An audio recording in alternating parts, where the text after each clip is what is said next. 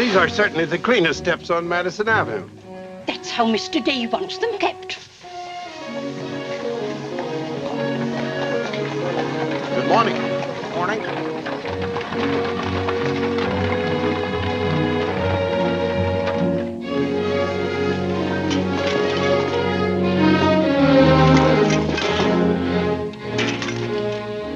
You're new here, aren't you? Just this morning.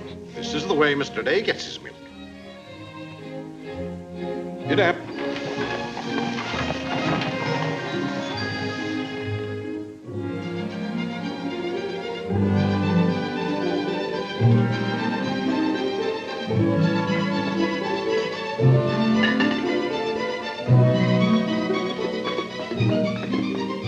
Annie, be careful of this dish. You could burn your hands.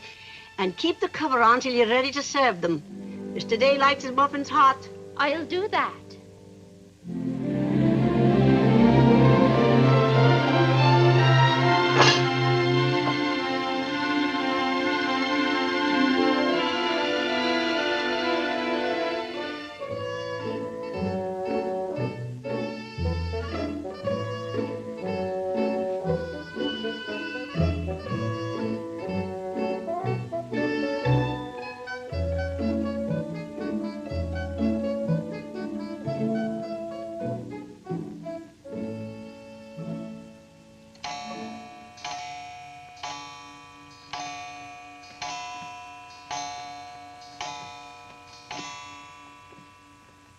Annie, is the table set for breakfast? Yes, ma'am.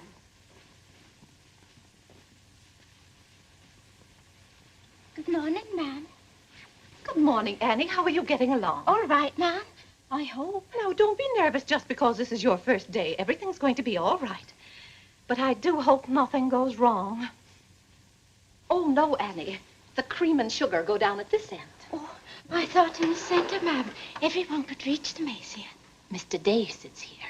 Oh, excuse me. I didn't know where to place the napkins, ma'am. You can tell by the rings. The boys have their initials. C for Clarence. He sits here. J for John. Here. W for Whitney. He sits over there, next to his father. Yes, ma'am. And the one with the little dog on it is Harlan's, of course. He's the baby. This narrow, plain one is mine. And this is Mr. Day's. It's just like mine, except that it got bent one morning.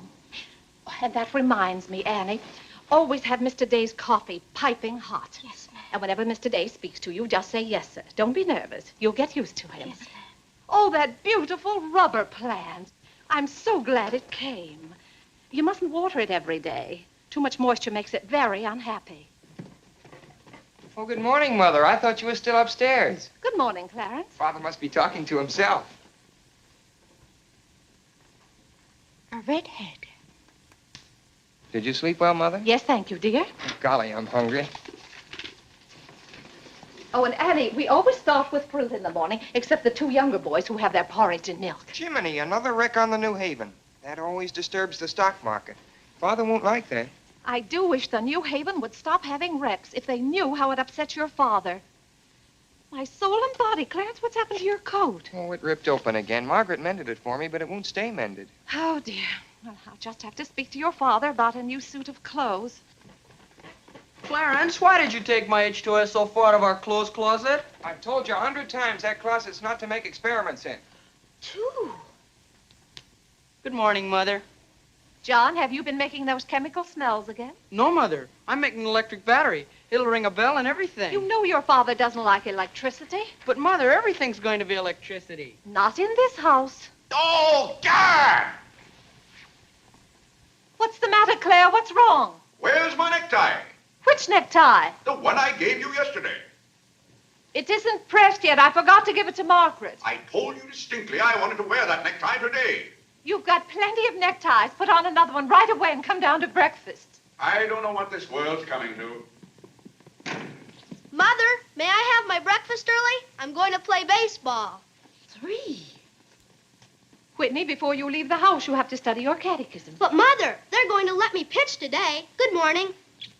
Who won? The Giants, 7-3. Buck Ewing hit a home run. Let me see. Boys, don't wrinkle the paper before your father sees it.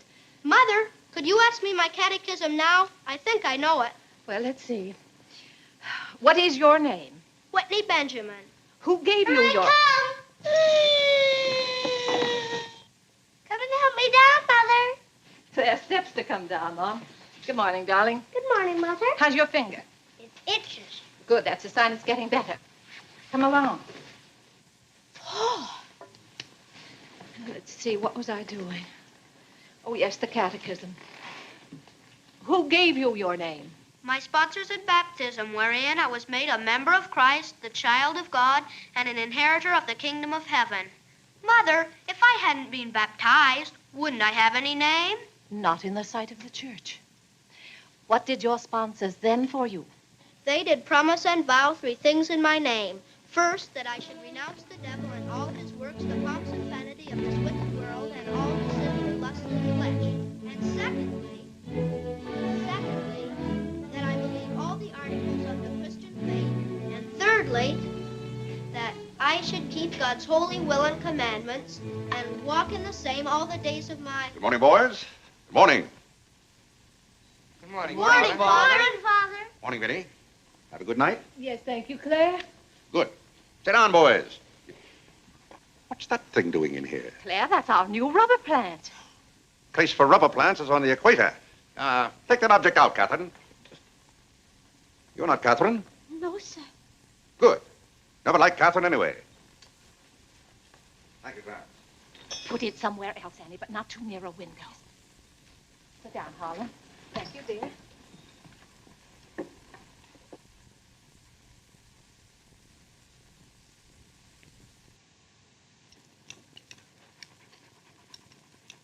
Where did that dog come from? She'll behave, Mother. I've talked to her. What did you say? Claire, that new suit looks very nice. Blasted tight. You put on a little weight, dear. I weigh just the same as I always have. Well, Clarence has just managed to ruin the only decent suit he has. I'm sorry, but I'm afraid he'll need a new suit of clothes. Vinny, Clarence has to learn not to be so hard on his clothes. But, Father, I thought... When you start in Yale in the fall, you'll be completely outfitted. But nothing this summer. Can't I have one of your old suits cut down for me?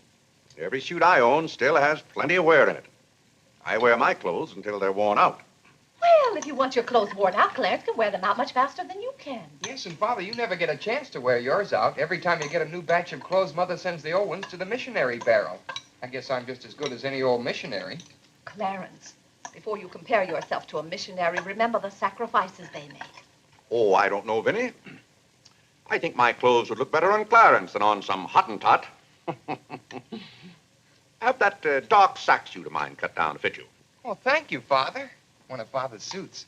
Thank you, sir. In return for that, Clarence, I want you to practice more often on your violin. Whitney, don't eat so fast. Well, Father, I'm going to pitch today. But before I go, I have to study my catechism. What do you bother with that for? Because if he doesn't know his catechism, he can't be confirmed. But Vinny, Whitney's going to pitch today. He can be confirmed any old time. Claire, sometimes it seems to me you don't care whether your children get to heaven or not. Oh, Whitney will get to heaven all right. I'll be there before you are, Whitney. I'll see that you get in. And Whitney, when we get to heaven, we'll organize a baseball team of our own. Good. It'd be just like you to try and run things up there. Well, from all I've heard about heaven, it seems to be a pretty unbusinesslike place. They could probably use a good man like me. What makes you so sure they'll let you into heaven? Well, if they don't, I'll certainly raise a devil of a row. Claire, I do hope you'll behave when you get to heaven. Now, Vinny, Vinny, how many times have I asked you not to engage a maid who doesn't know how to serve properly? Claire, can't you see she's new and doing her best? How can I serve myself when she's holding that platter over my head? Hold it lower, Annie. Yes, ma'am. What became of the one we had yesterday? I don't know why you can't keep a maid. Oh, you don't. Why on earth can't you run your house the way I run my office? All I want is service. What the devil's that noise? It's Annie. Annie? Who's Annie? The maid. I'll take it, Annie. Claire, aren't you ashamed of yourself? What have I done now? You made her cry speaking to her the way you did. I never said a word to her. I was addressing myself to you. I do wish you'd be more careful. It's hard enough to keep a maid, and the uniforms just fit this one.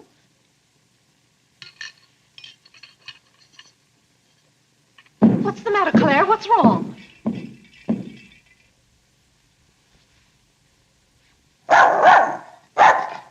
What in the name of... Well, where did you come from? Who do you belong to? She's mine, Father. Her name is Princess. Looks more like a prince to me. What's wanted? Margaret, this bacon's good. Oh, Well, it's good. yes, sir. Harlan, how's that finger? Come here, let me see it.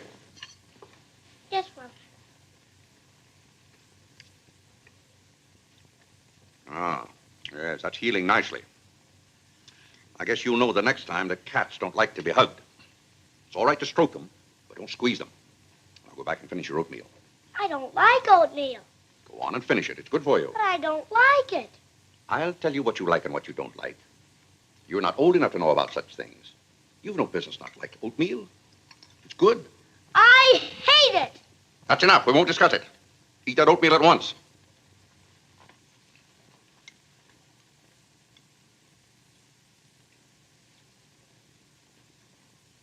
Ah.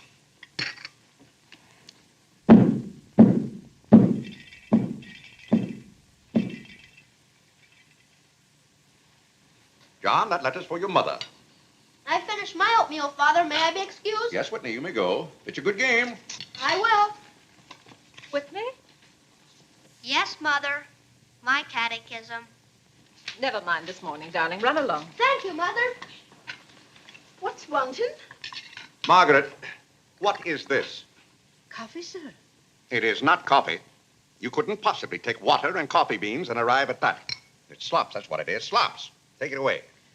I come down to this table every morning hungry. Well, if you're hungry, Claire, why aren't you eating your breakfast? I am. Aunt Judith wants me to come up and visit her. Now, Vinny, I want no more relatives in this house. We are going to live here by ourselves, in peace and comfort. Claire, I was saying Aunt Judith wants me to visit her. Oh. Eat your oatmeal, dear. Now, what on earth is this? Dear friend Day, we are assigning you the exclusive rights to Staten Island for selling the Gem Home Pop-Up of popcorn. I think that's for me, Father. But then why isn't it addressed to Clarence Day, Jr.? Oh, it is. I wouldn't get mixed up in popcorn, Clarence. It's too indigestible. Confound it, another wreck on the New Haven. If you please, ma'am, there's $1 due on a package.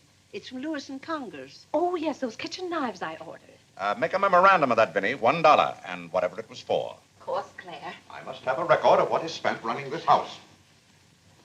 I've never understood what good a record is after the money's gone. There's just $1, Margaret. Vinny, this house must be run on a business basis. Of course, dear. That's what the household accounts are for. Oh, Claire, it's 8:30. You don't want to be late at the office. Plenty of time. Annie, clear the table now. Yes, ma'am, I'll do that. Clarence, John, Yes, Mother? you boys go up and move the small bureau from my room into yours. Who's coming? Cousin Cora, and she's bringing a friend with her, a young girl. A girl? You'll have to help entertain her, Clarence. Oh, Mother, do I have to? Wait till Father finds out we've got visitors. There'll be a rumpus. John, don't criticize your father. He's very hospitable. After he gets used to the idea. I like coffee, I like tea, I like the girls, and the girls like me. Well, I don't like girls, and they don't like me. Oh, God! Go on, boys, go on. What's the matter, Claire? What's wrong? How did that get in this room? Now, Claire, how was the new maid to know? Keep that abomination out of here. All right, I'll take it. Oh, Claire, dear, I'm afraid I'm going to need some more money. You were complaining about the coffee this morning. Well, that nice French drip coffee pot is broken, and you know how it got broken. Never mind that, Vinny. As I remember, that coffee pot cost $5 and something. I'll give you $6. When you get it, Vinny, enter the exact amount in the ledger. Of course, Claire. We can't go on month after month having the household accounts in such a mess. No. And I've thought of a system that will make my bookkeeping perfect. Well, I'm certainly relieved to hear that. All we have to do is open charge accounts everywhere, and the stores will do my bookkeeping for me. Now, wait a minute, Vinny. Then, when the bills come in, you'd know exactly where your money had gone. Yes, I certainly would. Vinny, we get enough bills as it is. Claire, dear, don't you hate those arguments we have every month? I certainly do. Not to have those, I should think, would be worth something to you. Well, I'll open an account at Lewis and Conger's and one at McCreary's to start with. Thank you, Claire. We'll see how it works out. Thank you. Oh, the rector's coming to tea today. The rector? Well, I'm glad you warned me. I'll go to the club. Don't expect me home until dinner time. Claire, dear, I do wish you'd take a little more interest in the church. Getting me into heaven is your business, Vinny. If there's anything wrong with my ticket when I get there, you can fix it up. Everybody loves you so much, I'm sure God must, too. I'll do my best, Claire. It wouldn't be heaven without you. If you're there, Vinny, I'll manage to get in some way, even if I have to climb the fence. Sweet Marie, come to me, sweet Marie. Margaret! Margaret! Oh, yeah! What's the matter, Claire? What's wrong? Why did God make so many dumb fools and Democrats? Oh, politics. Yes, but it's taking the bread out of our mouths. Huh. Honest Hugh Grant. Honest, bah. Fine mayor you've turned out to be. If you can't run this city without raising taxes every 5 minutes, you'd better get out. Let someone who can. Richard Croker's running in this town, and you're just his cat's paw. Tell me this. Are these increased taxes going into public improvements, or are they going into graft? Answer me that honestly, if you can, Mr. Honest Hugh Grant. You can't. I thought so. Bah. Don't order dinner. You were elected to office on the promise that you would put an end to all this thievery and corruption. Have you put an end to it? No. You've encouraged it. Every day there's some new raid on the public treasury. If you don't stop plundering the pocketbooks of the good citizens of New York, we're going to throw you and your boodle board of aldermen out of office. I'm warning you for the last time. It's robbery. That's what it is. Highway robbery. Annie. If Annie. you think we're going to submit to this... Take this fresh cup of coffee into Mr. Day. Tell you, sir. But Mr. Day's Real got a estate owners visitor. of New York City are not going to tolerate these conditions any Nonsense. longer. Run along in now. We pay you a good round sum to watch after our interests, and all we get is inefficiency. I know you're an nincompoop, and I strongly suspect you of being a scalawag. You're not going to escape your legal responsibilities. Legal responsibilities? By gad, I mean criminal responsibilities. Don't think for 1 minute we're going to let you escape. We're going to throw you into jail.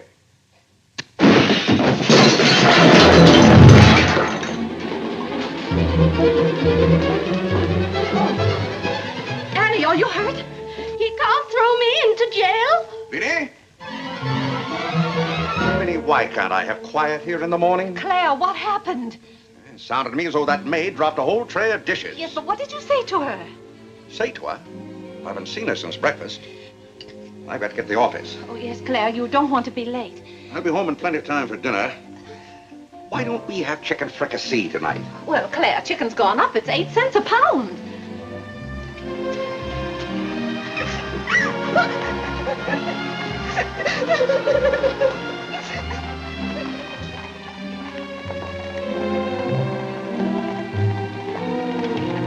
Where the devil's she going, dressed up like that?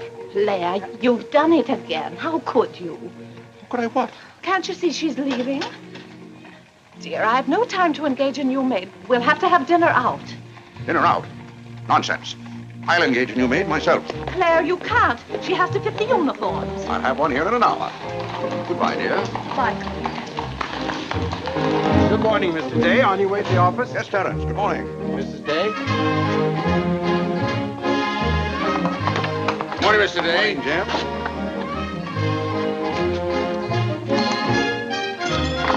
Get here.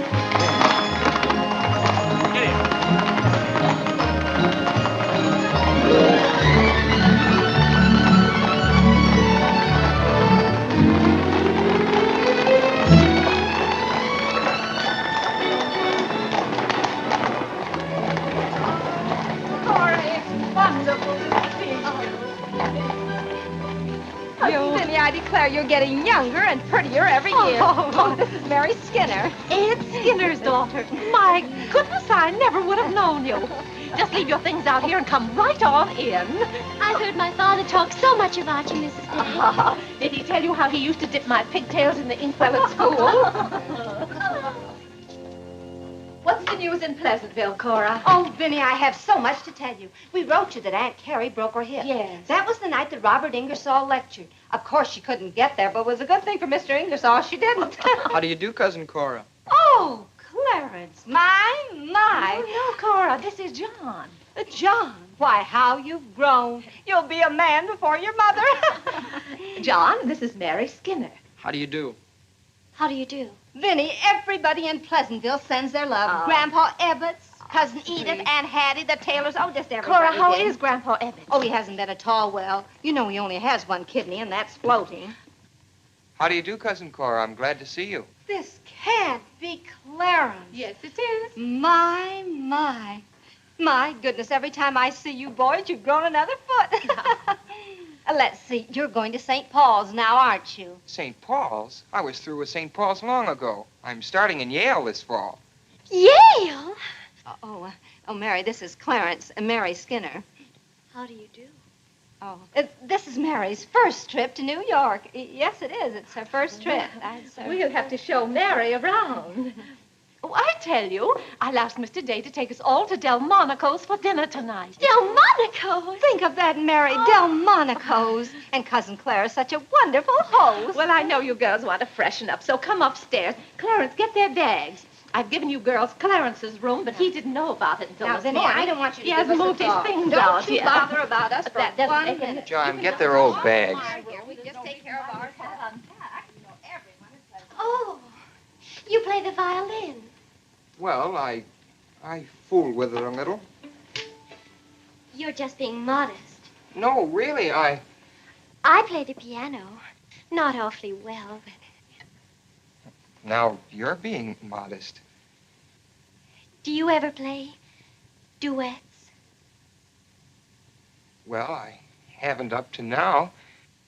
Neither have I. Up to now.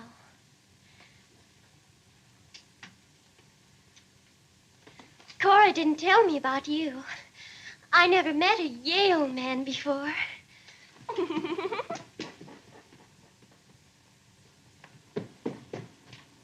What's happened to you? Nothing. I feel fine.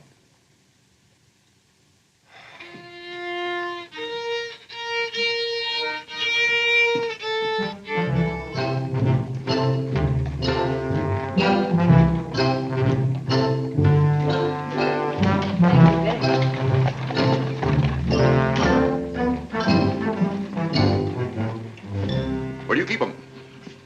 Do you wish a domestic servant? Where do you keep them? I will take your name and address. Confound it, I'm late at the office now.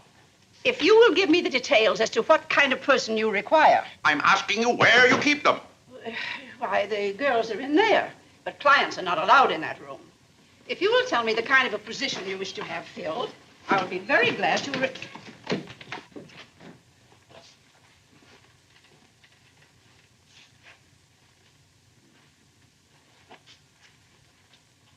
You stand up, please. Sir, this is quite against the rules. I must know what you want the girl for. I'll take that one. What's your name? Hilda, sir. Hilda, you go right over to 420 Madison Avenue. I will, sir. That's all, thank you. Sir, before I can let any girl go from this establishment, I must know the character of the home in which she will be employed. Madam, I am the character of my home. My duty toward my neighbor is to love him as myself and to do unto all men as They should do unto me. as they should do unto me. To He really knows it. Well, he's done very well for so young a boy. May I go now? Yes, darling. Thank you, Dr. Lloyd. Not at all. Come on, Harlan. Wait for me. Ah, you and Mr. Day must be very proud of your children. I was hoping I'd find Mr. Day at home this afternoon. Well, he's usually home from the office by this time. Perhaps he's gone for a gallop in the park. It's such a fine day. He's very fond of horseback riding, I believe. Oh, yes. Tell me, has he ever been thrown from a horse? Oh, no. No horse would throw Mr. Day. I just thought he might have had some accident. I notice he never kneels in church. Oh, that's no accident. But I don't want you to think he doesn't pray. He does. Why, sometimes you can hear him all over the house. But he never kneels. Ah, perhaps that's Mr. Day now. I hardly think so. Oh, the devil, I forgot. Claire, you're just in time for tea. I'll send for some hot water. How are you, Dr. Lloyd? It's a great pleasure to have a visit with you, Mr. Day. Mother, are they back yet? No, Clarence, no. Except for a brief glimpse on the Sabbath, I don't see much of you. Well, Claire, did you have a busy day at the office? Devilishly busy. Claire. A very busy day. Tired out. How a man can get tired just sitting at a desk all day, I don't know. I suppose Wall Street is just as much a mystery to you as it is to me, Dr. Lloyd. No, it's all very clear to me. My mind often goes to the businessman. The picture I'm most fond of is when I envision him at the close of the day's work. I see him pausing in his toil, and it comes over him that all those figures of profit and loss are without importance or consequence. Vanity and dust. Well, I'll be... Claire? Yes, ma'am. Delia, some more hot water, please. Yes, ma'am. Who's that? The new maid. Where's the one I sent this morning? The uniform didn't fit.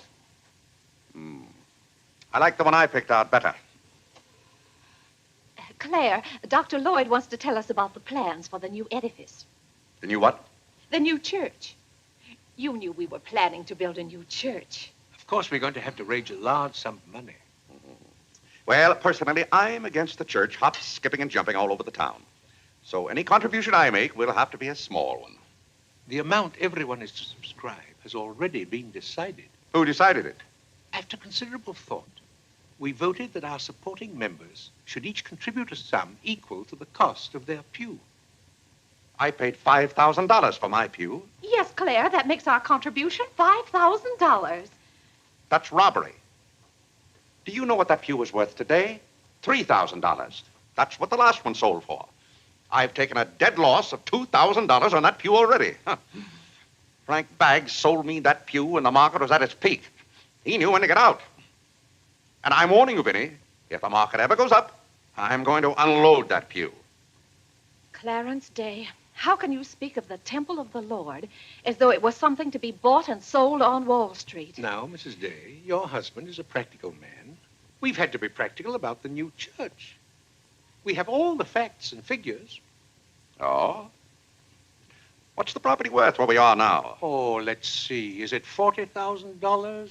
I know the figure has a 4 in it. What's the new piece of property going to cost you? I think the figure I heard mentioned was $85,000. Or was it $185,000? Dr. Lloyd, you preach that someday we'll all have to answer to God. We shall indeed. Well, I hope God doesn't ask you any questions with figures in them. Mrs. Day is in the living room. Thank you. It's Cousin Cora. She's passing through town. Oh. Well. Oh, hello. Hello. Hello. Thank you for helping me. Come, Mary. Oh, Vinny, what a day. We've been in every shop in town. Why, Cousin Claire. Cora! My. You're as welcome as the flowers in May. This is Mary Skinner, Mr. Day. How do you do? I've been telling Mary all about you. She's been dying to meet you. Well. Dr. Lloyd, I want you to meet my favorite cousin, Miss Cartwright. How do you do? And this is Mary Skinner. Miss Skinner, Dr. Lloyd. How do you do? How do you do? Well, this seems to be a family reunion. I'll just run along. Goodbye, Dr. Lloyd. Goodbye, Miss Cartwright. Goodbye. Goodbye. Clarence, you haven't said how do you do to Dr. Lloyd. Goodbye, Dr. Lloyd. Goodbye, everybody. I'll go to the door with you, Dr. Thank Lloyd. you, and thank you so much for the tea. Those muffins were delicious. And Who did you say this pretty little girl is? She said Skinner's daughter. This is Mary's first trip to New York. Oh, sit down, sit down. Have some tea. We had tea downtown. Oh, never mind then. Delia. Delia, sit down, sit down. Even if you have had tea, you can stay and visit for a while. As a matter of fact, why don't you both stay to dinner? That's all arranged, Claire. Cora and Mary are going to have dinner with us. Fine, fine. Of course, you'll just have to take potluck. Well, I'd hardly call it pot. Claire, did you know the girls are going to visit Aunt Judith in Springfield for a whole month? Fine. Now, how long are you going to be in New York, Cora? All week. Splendid. We'll hope to see something of you. Well, you certainly will. Cora, did you find anything you wanted in the shop? Oh, I can't wait to show you. Oh, but I'm afraid some of these packages can't be opened in front of Cousin Claire. Shall I leave the room?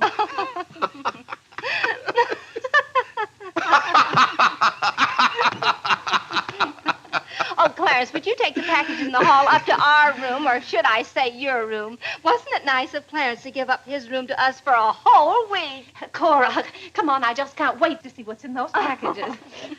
Well, we'll be back soon.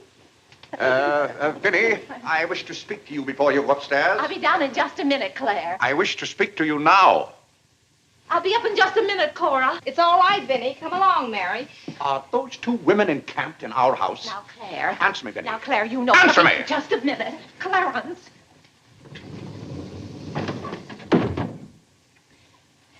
Now, Claire, you know you've always been fond of Cora. What has that to do with her planking herself down in my house and bringing hordes of strangers with her? How can you call that sweet little girl a horde of strangers? Why don't they go to a hotel? New York is full of hotels built for the express purpose of housing such nuisances. Claire, two girls alone in a hotel? Why, who knows what might happen to them? All right, then put them on the first train. They want to roam with the gypsies? Lend them a hand. Keep them roaming. But, Claire, they're just staying in that little room of Clarence's. The trouble is they don't stay there. They stay in the bathroom. Every time I want to take my bath, it's full of giggling females, washing their hair. I tell you, I won't have it. Send them to a hotel. I'll pay the bill gladly, but get them out of here. Father, I'm afraid they can hear you upstairs. Then keep those doors closed. Clarence, you open those doors. Open them all the way. Now, Claire, you be quiet and behave yourself. They're here, and they're going to stay here. That's enough, Vinny. I want no more of this argument.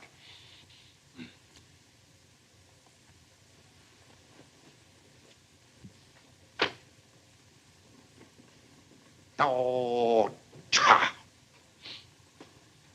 What I don't understand is why this swarm of locusts always descends on us without any warning. Oh, thunder.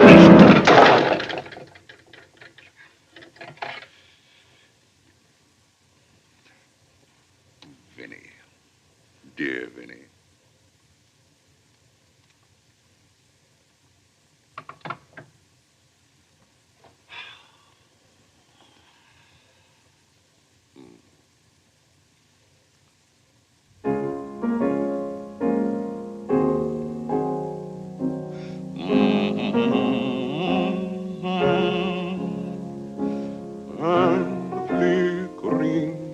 Shadows softly come and go.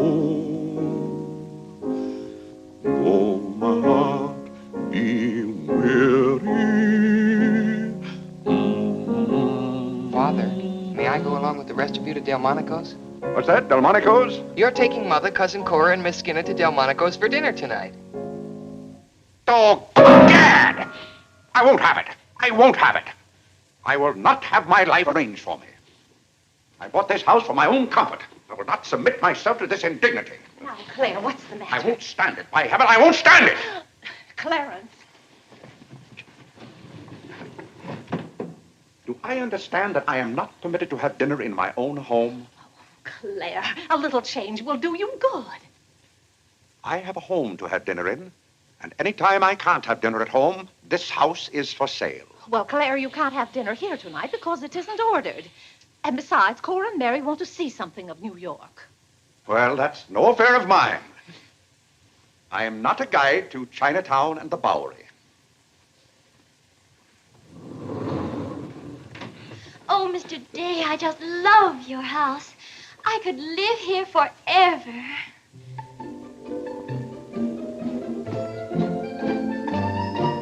Cora's waiting for you, Mrs. Day. Oh, yes, I'll run right up.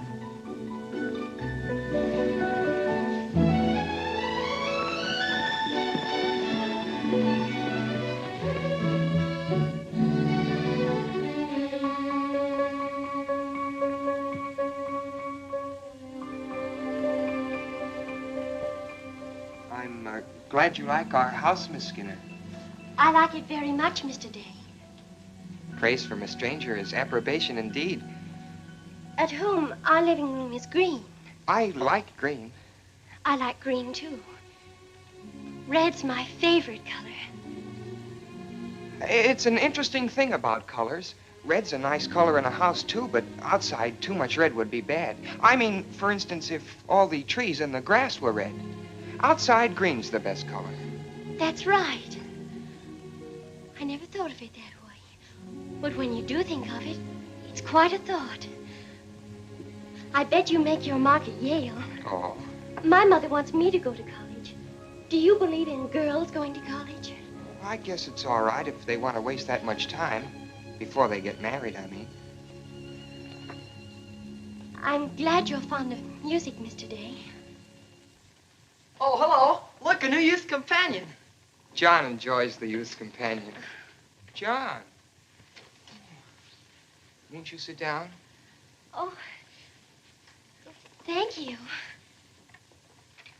It tells all about connecting batteries in series. John, Miss Skinner and I were talking.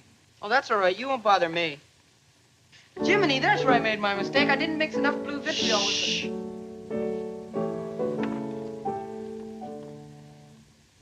Oh, don't stop. Can you play that? I'm afraid not. Can you play Sweet Genevieve? That's my favorite. Not without my music. Hymns are nice, don't you think? I like this one.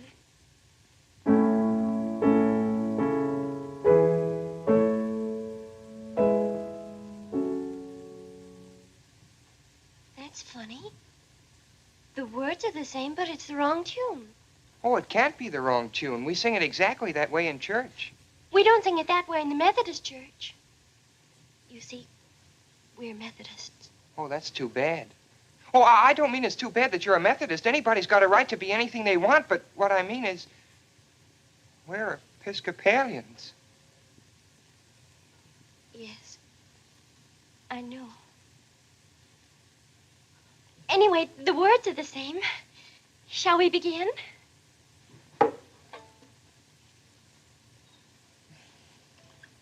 Now.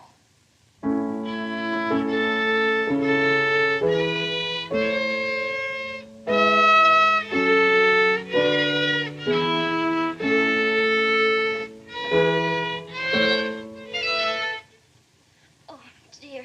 Well, what's wrong? Shall we try again?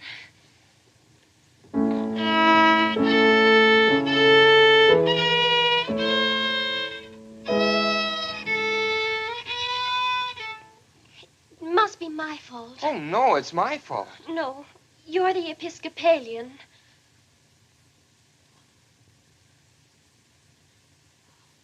I just remembered something. My father was an Episcopalian. He was baptized an Episcopalian. He was an Episcopalian right up to the time he married my mother. She was the Methodist. Oh. Oh, well, let's try it again, then.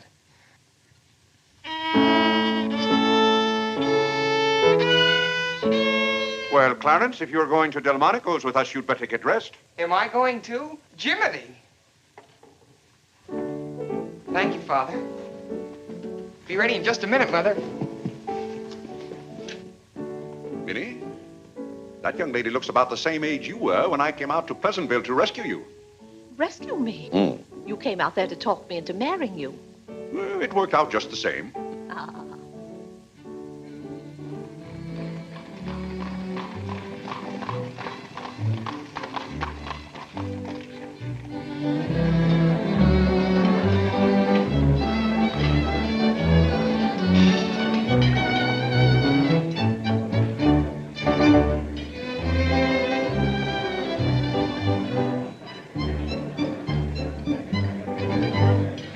L'addition, François. Oui, monsieur, tout de suite.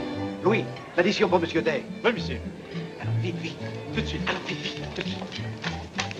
Cette sauce diable était délicieuse. Merci, monsieur. Je suis content que monsieur soit satisfait. Merci, monsieur. Bon. French. Oui. No cooking like the French. Claire, it was so nice of you to invite Cora and Mary here their first night. It's been a pleasure. Mr. Day, have you always been an Episcopalian? I've always gone to the Episcopal Church, yes. But you weren't baptized a Methodist or anything, were you? You were baptized an Episcopalian? Come to think of it, I don't believe I was ever baptized at all. Claire, that's not very funny, joking about a subject like that. I'm not joking. I remember now, I never was baptized. Claire, that's ridiculous. Everybody's baptized. What? I'm not. No one would keep a little baby from being baptized. You know father or mother, free thinkers, both of them. They felt their children should decide those things for themselves. But Claire... I remember when I was 10 or 12 years old, Mother said I ought to give some thought to it, but I never got around to having it done to me. Claire, do you know what you're saying? Yes, I'm saying I've never been baptized. Then something's got to be done about it right away. Now, Fiddy, don't get excited over nothing. Why haven't you ever told me? Well, what difference does it make? I've never heard of anyone who wasn't baptized. Even the savages in darkest Africa. Well, it's all right for savages and children. But if an oversight was made in my case, it's too late to correct it now.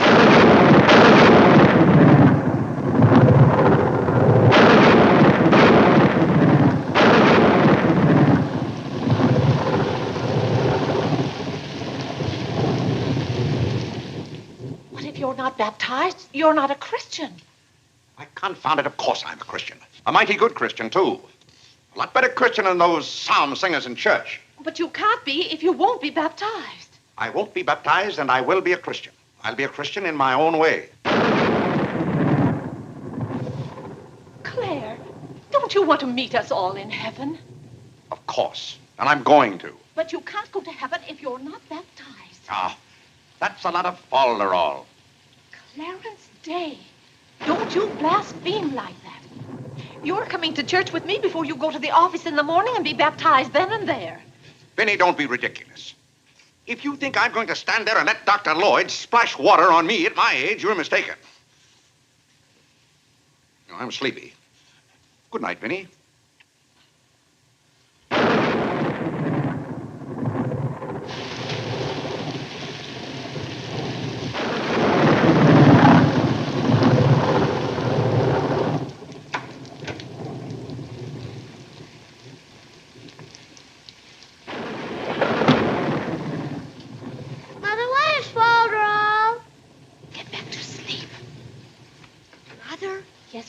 If Father hasn't been baptized, he hasn't any name. In the sight of the church, he hasn't any name. That's right. Maybe we're not even married.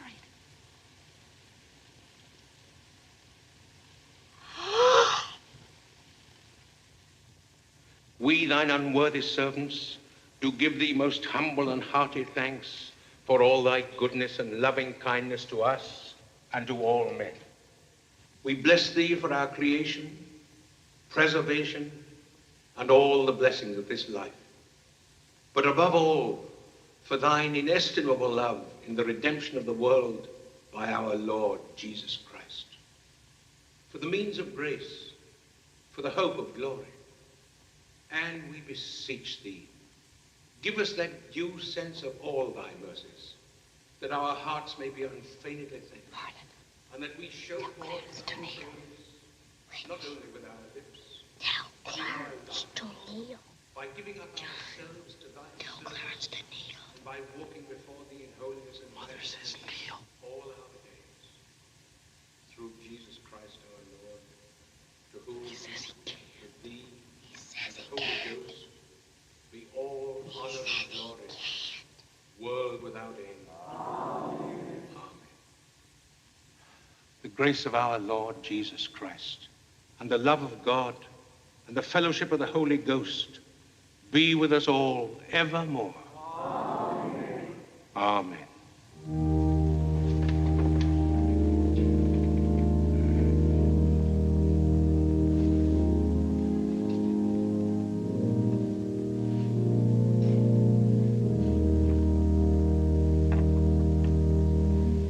And so, my friends, what comfort and security it gives us when we have reached the age of understanding to know that the rite of baptism has not been neglected in our infancy or youth. Can you imagine any man who has reached maturity with the knowledge that he had never been baptized, failing to hasten to the holy font that his soul might be saved? As it says in the baptismal office, except a man be born of water and of the Spirit, he cannot enter into the kingdom of God. He that believeth and is baptized shall be saved, but he that believeth not shall be damned. What's that follow up to? He can't be. Which also showeth us the great benefit we reap thereby. He that is baptized showeth great benefit. But he that believeth not cannot enter into the kingdom of God. Says, for the promise is to you and to your children.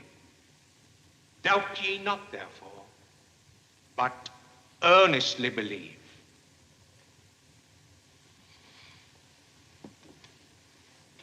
In the name of the Father, and of the Son, and of the Holy Ghost. Amen. Amen.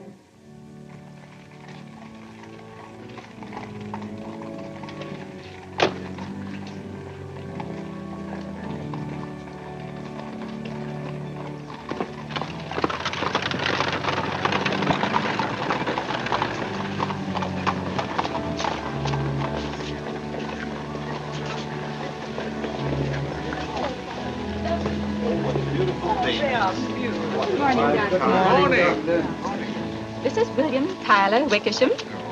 And this is Wilhelmina Eugenia Wickersham. What a lovely day for them to be baptized. The happiest day of my life. Sure it is. A lovely ceremony. Thank you, Mrs. Dunne.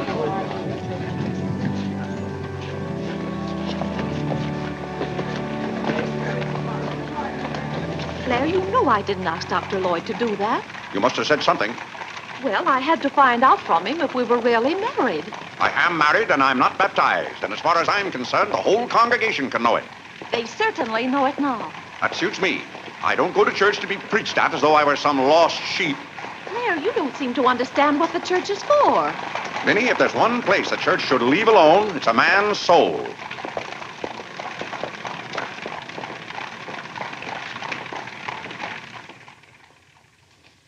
Well, he's going to be baptized, Cora. You mark my word. I just couldn't go to heaven without Claire. Why, I get lonesome for him even when I go to Ohio. It's awfully hard on a woman to love a man like Claire so much. Oh, men are so aggravating. They take everything for granted. They certainly do. You know, I don't believe Claire's come right out and told me he loves me since we've been married. Of course, I know he does because I keep reminding him of it. You have to keep reminding them, Cora. Minnie, the table isn't set for dinner yet. I'll be back in a minute, Cora. We're having it after Cora and Mary go to the train. Their cab's coming at 1 o'clock. Cab? The horse cars go right past the door. But, Claire, they have those heavy bags. Cabs are a waste of money. Well, if dinner's going to be delayed, I'll work on this month's bills. Where are they? Now, Claire, it isn't fair to go over the household accounts when you're hungry. Vinnie, where are those bills? They're in the library on your desk. I didn't know dinner was going to be late. No one ever tells me anything in this house. Back home, I ride all the time. I love horses. The horse is my favorite animal. Well, goodness, where have you two been? Clarence wanted to show me his grandfather's house. You'll have to hurry and finish your packing. It won't take me long. Can I help you pack? Clarence! Clarence? Why didn't you kneel in church today? I just couldn't. If it's because your father doesn't kneel, you must remember he wasn't brought up to kneel in church. But you were. Has it anything to do with Mary? I know she's a Methodist. Oh, no, Mother. Methodists kneel. Mary told me. They don't get up and down so much, but they stay down longer. Clarence, you want to kneel, don't you? Oh, yes, I wanted to kneel today. I tried. You saw me try, but I just couldn't. Is that suit of your father's too tight for you? No, it's not too tight. Well, what is it? Mother, very peculiar things have happened to me since I started to wear this suit. I can't seem to make these clothes do anything Father wouldn't do. Oh, that's nonsense, Clarence. And not to kneel in church is a sacrilege. Making Father's trousers kneel seemed more of a sacrilege. Clarence! Do you know what happened at Dura Wakefield's party for Mary last night? We were playing musical chairs, and some girl sat down suddenly right on my lap. Well, I jumped up so fast she almost got hurt. She was sitting on Father's trousers. Oh, Mother, I've got to have a suit of my own. My soul and body. Well, you'll just have to talk to your father about it. I'm sure if you approach him the right way, you know, tactfully, he'll see. Oh, excuse me. Gracious. It didn't take you very long. Well, I'll see about your box lunch for the train. Remember, it's Sunday.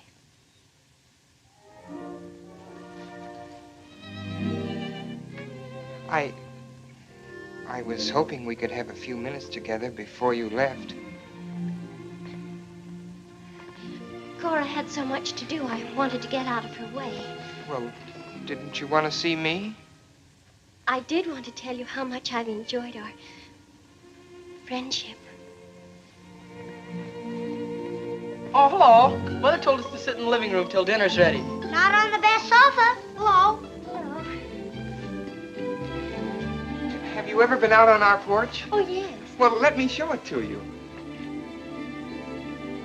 It's awfully hard to grow up in a family with children. My, I've never known a week to pass so quickly. Why, Yes? Yes? You're going to write me when you get to Springfield, aren't you? Of course. If you write me first. But you'll have something to write about, your trip and Aunt Judith and how things are in Springfield. You write me as soon as you get there. Maybe I'll be too busy. Maybe I won't have time. Well, you find the time. Let's not have any nonsense about that. You'll write me first and you'll do it right away, the first day. How do you know I'll take orders from you? I'll show you. Give me your hand. Why should I? Give me your hand, confound it. What do you want with my hand? I just wanted it. What are you thinking about? I was just thinking. About what? I was hoping you'd write me first, because that would mean you liked me. Well, what's my writing first got to do with liking you? You do like me then. Of course I do. I like you better than any girl I ever met. But you don't like me well enough to write first. Well, I don't see how one thing's got anything to do with the other. But a girl can't write first because she's a girl. Well, that's nonsense. If a girl has something to write about and a fellow hasn't, there's no reason why she shouldn't write first. You know, the first few days I was here, you'd do anything for me. And then you changed. You used to be a lot of fun. Then all of a sudden you turned into an old sober sides. Why, you even dress like an old sober sides. What's the matter? I just happened to remember something. What? Oh, I know. It's because this is the last time we'll be together. Mary, please. But, Clarence, we'll see each other in a month when I come back. Oh, Clarence, please write me first, because that'll show me how much you like me. Please. I'll show you how much I like you. Get up, get up! Oh, Mary, don't do that. Please don't do that. Now you'll think I'm just a bold and forward girl. Oh, no, it's not that. Was it because it's Sunday? No, it'd be the same any day. Oh! You just didn't want me sitting on your lap. Oh, it was nice of you to do it. It was nice of me, so you told me to get up. You just couldn't bear to have me sit there. Oh, well, you needn't write me first. You needn't write me any letters at all, because I'll tear them up without opening them. I never want to see you again. Oh, Mary, listen to me. Mary, please. Oh, Mary.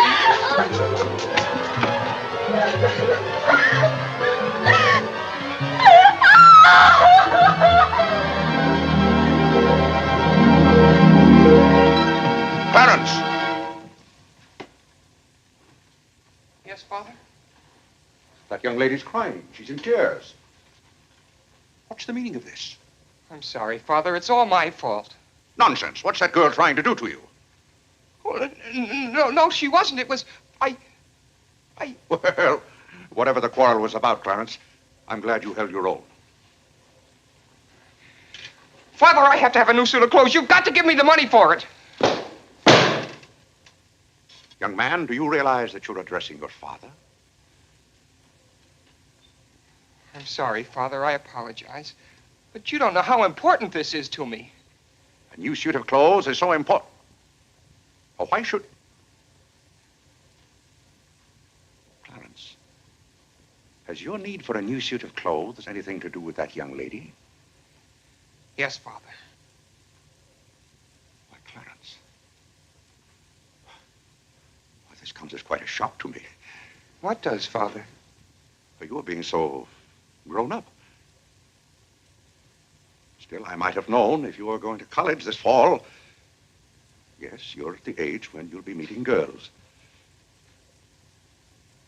Clarence, there are things about women that I think you ought to know. Sit down.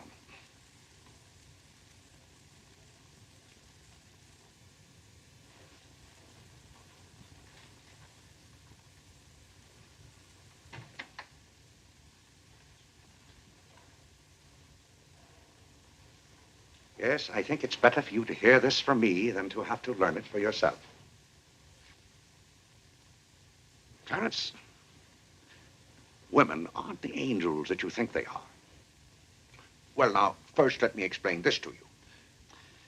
You see, Clarence, we men have to run this world, and it's not an easy job. It takes work, and it takes thinking. A man has to reason things out. Now, you take a woman. A woman thinks... No, I'm wrong right there. A woman doesn't think at all. She gets stirred up. And she gets stirred up over the most confounded things. Now, I love my wife just as much as any man, but that doesn't mean that I should stand for a lot of falderall. By gad, I won't stand for it. Stand for what, Father? That's the one thing I shall not submit myself to. Clarence, if a man thinks a certain thing is wrong, he shouldn't do it. If he thinks it's right, he should do it. Now, that has nothing to do with whether he loves his wife or not. Who says it has, Father? They do. Who, sir? Women. They get stirred up. And then they try to get you stirred up, too. But don't you let them do it, Clarence. Don't you let them do it. Now, if you can keep reason and logic in the argument, well, a man can hold his own, of course. But if they can switch you, pretty soon the argument's about whether you love them or not. I swear I don't know how they do it. But don't you let them, Clarence. Don't you let them. I see what you mean so far, Father. If you don't watch yourself, love can make you do a lot of things you don't want to do. Exactly. But if you do watch out and know just how to handle women, then you'll be all right. All a man has to do is be firm. You know how sometimes I have to be firm with your mother. Yes, but Father, what can you do when they cry? Well, that's quite a question. You just have to make them understand that what you're doing is for their good. I see. Now, Clarence, you know all about women.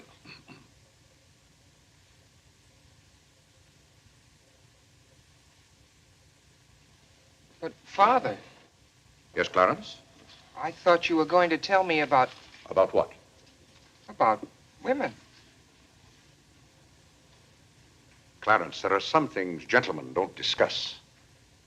I've told you all you need to know. The thing for you to remember is be firm.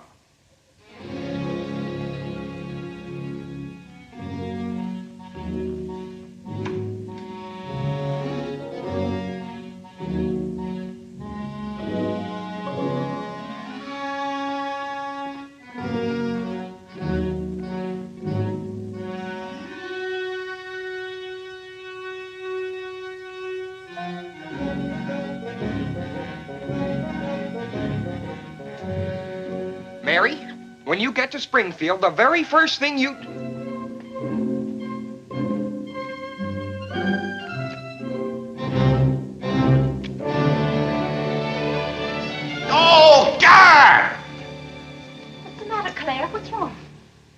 Sit down, Vinny. Oh, Claire, Cora and Mary are leaving any moment Sit down. now. Vinny, you know I like to live well, and I want my family to live well. But this house must be run on a business basis. I must know how much money I'm spending and what for. For instance, if you recall, a week ago, I gave you $6 to buy a new coffee pot. Yes, because you broke the old one. You threw it right on the floor. I'm not talking about that. Now, I find here It among was my... a pity to break that nice coffee pot, Claire. It was imported from France, and that little shop has stopped selling them. But what has that They to... said the tariff wouldn't let them, and that's your fault because you're always voting to raise the tariff. The tariff protects America against cheap foreign labor. Now, this bill... The tariff does nothing but put up the prices, and that's hard on everybody, especially the farmer. Vinny, I wish to heaven you wouldn't talk about matters you don't know anything about. I do, too, know about them. Miss Gulick says that every intelligent woman should have some opinion Who, about... may I ask, is Miss Gulick? She's the current events woman I told you about, and the tickets are $1 every Tuesday. Do you mean to tell me that a pack of idle-minded females pay $1 apiece to hear another female gabble about the events of the day? Listen to me if you want to know anything about the events of the day. But you get so excited, Claire. And besides, Miss Gulick says that our president, whom you're always belittling, prays to God for guidance. Vinny, what happened to that $6? What $6? I gave you $6 to buy a new coffee pot. Now I find that you apparently got one at Lewis and Conger's and charged it. Here's the bill. One coffee pot, $5. So you owe me $1, and you can hand it right over. I'll do nothing of the kind. What did you do with that $6? Well, Claire, I can't tell you now, dear. Why didn't you ask me at the time? I give up. Wait a minute. I spent $4.50 for that new umbrella. Now we're getting somewhere. One umbrella, $4.50. And that must have been the week I paid Mrs. Tobin for 2 extra days washing. Mrs. Tobin. That's $2 more. That $2. makes $6.50, and that's another 50 cents you owe me. I don't owe you anything. What you owe me is an explanation of where my money's gone. I do the best I can to keep down expenses. You know yourself, Cousin Phoebe spends twice as much as we do. Don't talk to me about your cousin Phoebe. You talk about your own relatives enough. That's not fair, Vinny. When I talk about my relatives, I criticize them. I can't even speak of Cousin Phoebe. You can speak about all you want to, but I won't have Cousin Phoebe or anyone else dictating to me how to run my house. I didn't say a word about her dictating. Claire, you know she isn't that. You said... Well, I don't know what you said now. You never stick to the point. Now, we're going over this account book, item by item. I find here a bill for $38. I don't know what you expect of me. I tire myself out chasing up and down those stairs all day long, trying to look after your comfort, to bring up our children. I do the mending and the marketing. Now you want me to be an expert bookkeeper, too.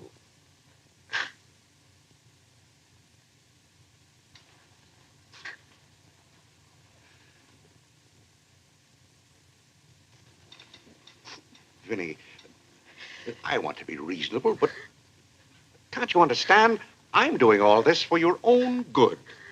Oh. Well, I suppose I'll have to go ahead just paying the bills and hoping I've got enough money in the bank to meet them. But it's all very discouraging. I'll try to do better, Claire. Well, that's all I'm asking. Well, I'll make out the checks and sign them. But maybe I haven't any right to sign those checks since in the sight of the Lord I haven't any name. That's right. Claire, to make those checks good, you'll have to be baptized right away. Vinny, the bank doesn't care whether I've been baptized or not. Well, I care. And no matter what Dr. Lloyd said, I'm not sure we're really married. Vinny, we have 4 children. If we're not married now, we never will be. Claire, Dr. Lloyd said this morning. Well, that's all, Vinny. Hadn't you better go tell Whitney to watch for the cab? Not before you give me that $1.50. What $1.50? The $1.50 you owe me. I don't owe you any $1.50. I gave you money to buy a coffee pot for me, and somehow it turned into an umbrella for you. Why, Clarence Day, what kind of man are you? Quibbling about $1.50 when your immortal soul is in danger. And what's more, All right. All right.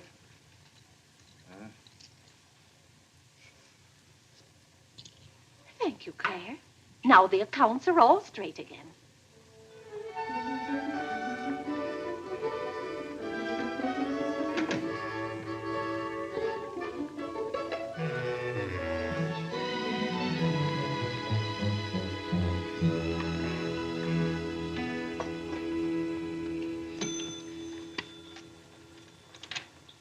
What were you doing down there? I'm setting up this new burglar alarm. I invented it myself. Have you got any money you can lend me? No, you owe me 30 cents now. Well, I'll give you my stamp collection and my piece of John Wilkes Booth's finger. How much? Enough to get a new suit of clothes. If you can wait a month till I hear from the patent office in Washington, I may be rich. Oh, I can't wait that long. Maybe I could get it sooner. I'm going to look into something else tomorrow. Wanted, an energetic young man to sell household necessity. Liberal commission. Apply 312. What? John, let me have this job. Why should I give you my jobs? They're hard to get. But I've got to get a new suit of clothes. Maybe I could get the job for both of us. I'll ask the man.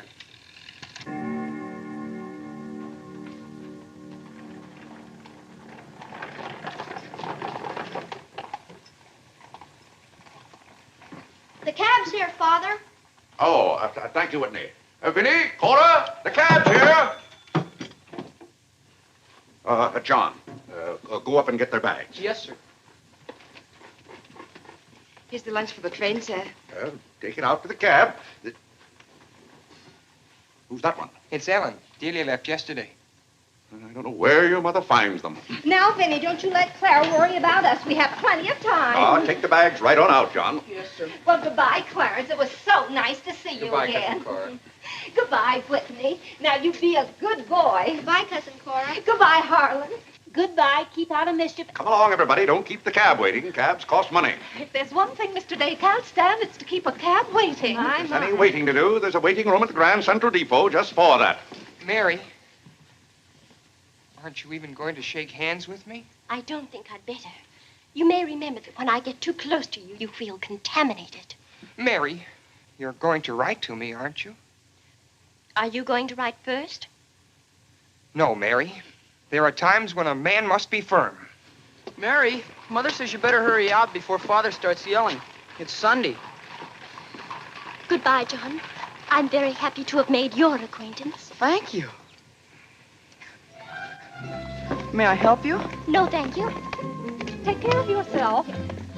Goodbye, Mr. Day. Goodbye, Mary. Goodbye, Mrs. Day. I've had a wonderful Goodbye, time. Mary. Thank you. Bye-bye. Goodbye. Goodbye, Cousin Claire. Goodbye, Cora. Goodbye, Cora.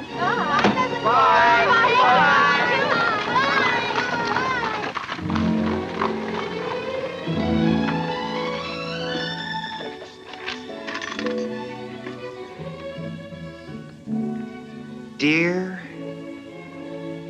Mary. My duty toward my neighbor is to love him as myself and to do to all men as I would they should do unto me. Has Father gone to the office yet? Come on, let's go over to the ball field. I've got to guard this box till John comes back. It's his burglar alarm. It wouldn't work, so he fixed it.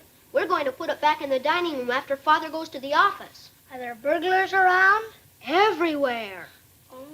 To love, honor, and succor my father and my mother. Why do you have to learn that? Because if I don't, I'll go to hell. Father's going to hell. He is not. Yes, he is, because he isn't baptized. He'll go to hell and burn for 1,000 years. He won't. He won't. He'll be in a lake of fire and brimstone, and 1,000 devils with pitchforks will be poking at him. No, Mother, don't let the... Father will hear you. No, I don't. Oh, come on, ye faithful. Oh, come on, ye faithful. That noise. Just singing, Father. You boys be quiet. You know your mother isn't feeling well. Yes, Father.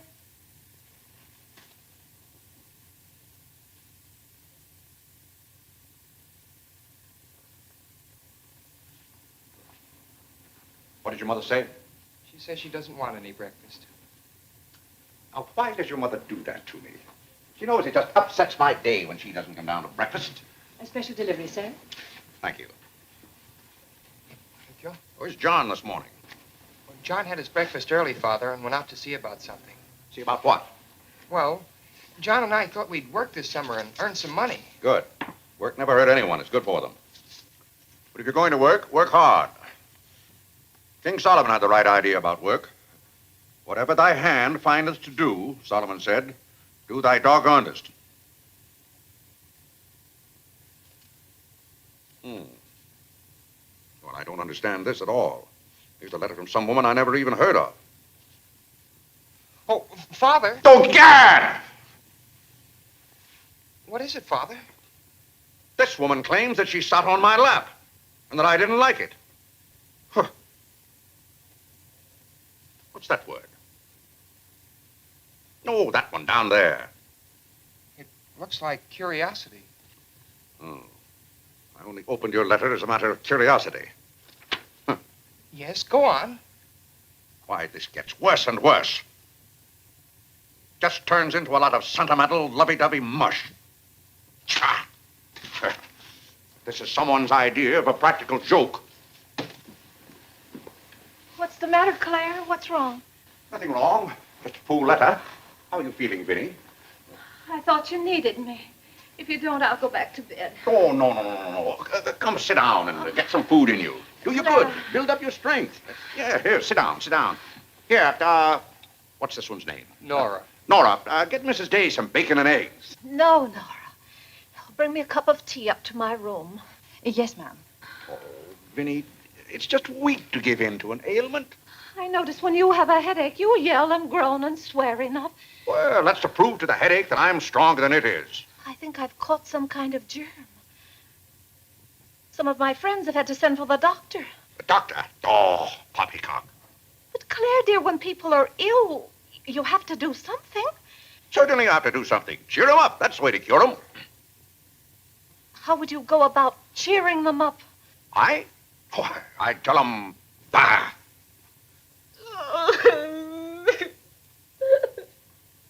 What have I done now? Oh, Claire, hush up.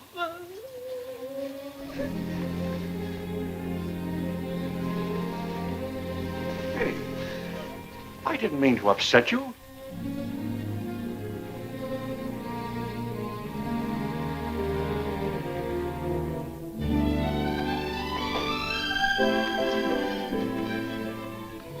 Dear Clarence.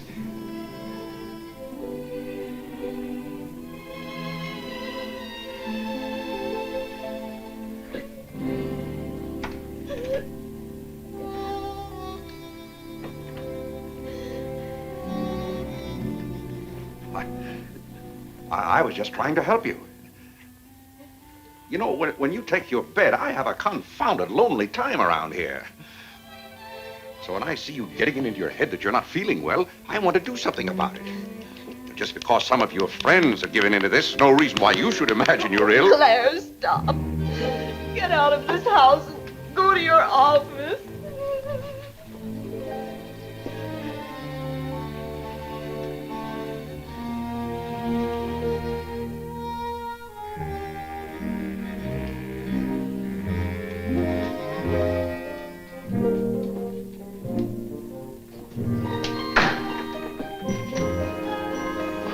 Did you get the job? Yes, for both of us. Look, I've got it with me.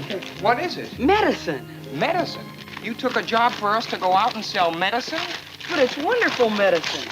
Look what it cures. A sovereign cure for colds, coughs, catarrh, asthma, quinsy, and sore throat. Poor digestion, summer complaint, colic, dyspepsia, heartburn, and shortness of breath. Lumbago, rheumatism, heart disease, giddiness, and women's complaints. Nervous prostration, St. Vitus dance, jaundice, la grippe, proud flesh, pink eye, seasickness, and pimples. It's made from a secret formula known only to Dr. Bartlett. We get 25 cents commission on every bottle we sell, and he's giving us the territory of all Manhattan Island. Well, lots of fathers and mothers' friends have some of those diseases.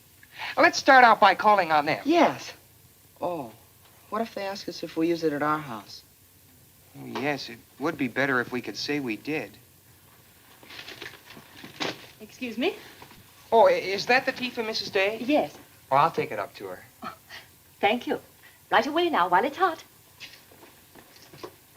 What's the matter with Mother? I don't know. She was just complaining.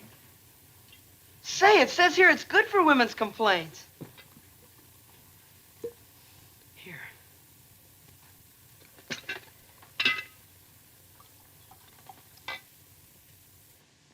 Yes, sir. Chesapeake and Ohio, an 8.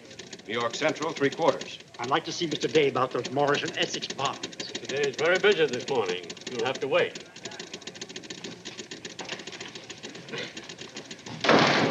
Where's Father? Well, Master Whitney, have you come to pay us a visit? Where's Father? He's busy in his office with a customer. Master Whitney! But, Mr. Day, the president of the firm is... Father, you have to come home right away. What's the meaning of this? Who sent you down here? Your mother? No, sir. Mother's ill. She's terribly ill. Did the doctor send you for me? No, sir. It was Margaret. Margaret? Margaret says you're to come home right away and no nonsense. Perkins, go down and stop the first cab you see. A cab, sir? For you, Mr. Day?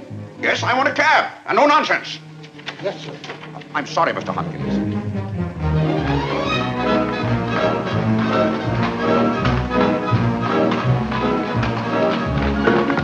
Confound you, can't you go any faster? All right. Get up there, do you hear me? Get up!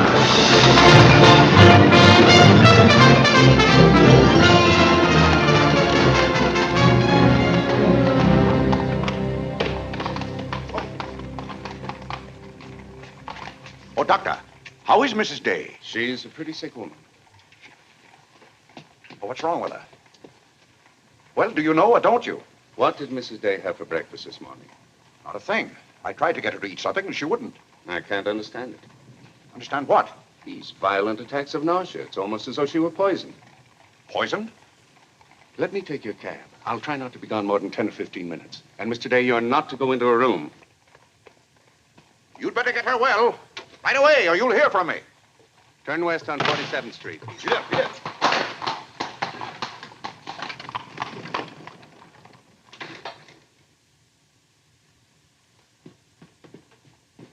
How is Mother? I don't know. Well, she better be good and sick, or Father may be mad at me for getting him up here. Especially in a cab. Has your father come? Yes, just now. Where are you going, Margaret? I have to go for the minister.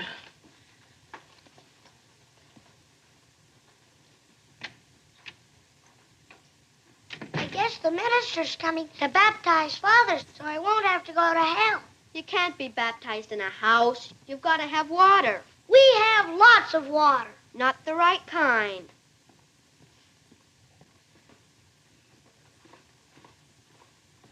Is Mother better, Father?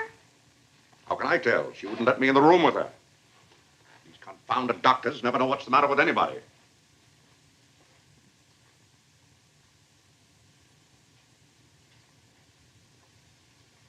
Father, Yes? Mother's going to get well, isn't she?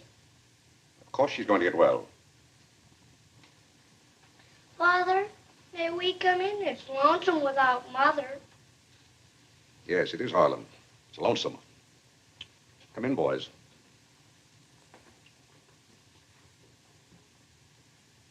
What have you been doing, Harlan? Nothing. They won't let me upstairs. What about you, Whitney? I was supposed to learn the rest of my catechism. Will you hear me, Father? Yes, Whitney, I'll hear you. Start here. How many parts are there in a sacrament?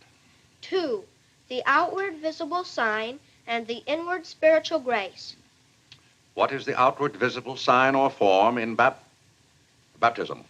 Water, wherein the person is baptized in the name of... You haven't been baptized, have you, Father? Whitney, what is the outward visible sign? Water, wherein the person... You don't know it well enough, Whitney. You'd better go and study it some more. You want me to read to you, Harlan? Father, are they going to put you into hell? Whitney, take Harlan with you.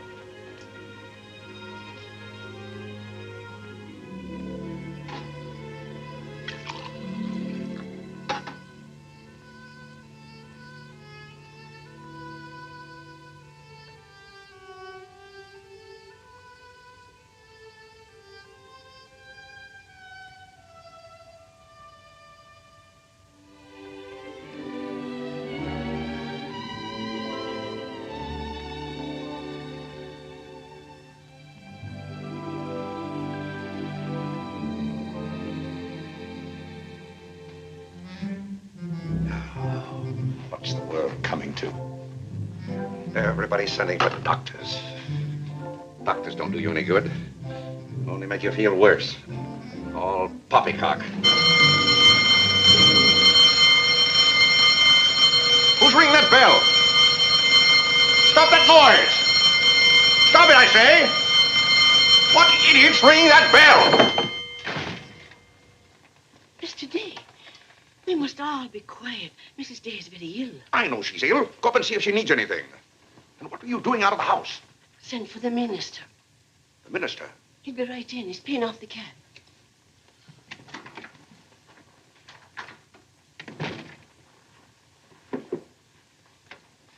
I was deeply shocked to learn the serious nature of Mrs. Day's illness. Will you take me up to her? She's resting now. She can't be disturbed. The doctor will be back in a minute.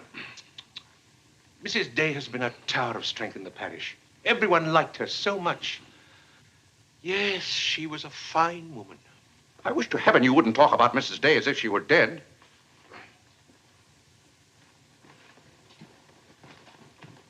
Is the doctor back yet? No. Does she need him? Well, she's kind of restless. She's talking in her sleep and twisting and turning.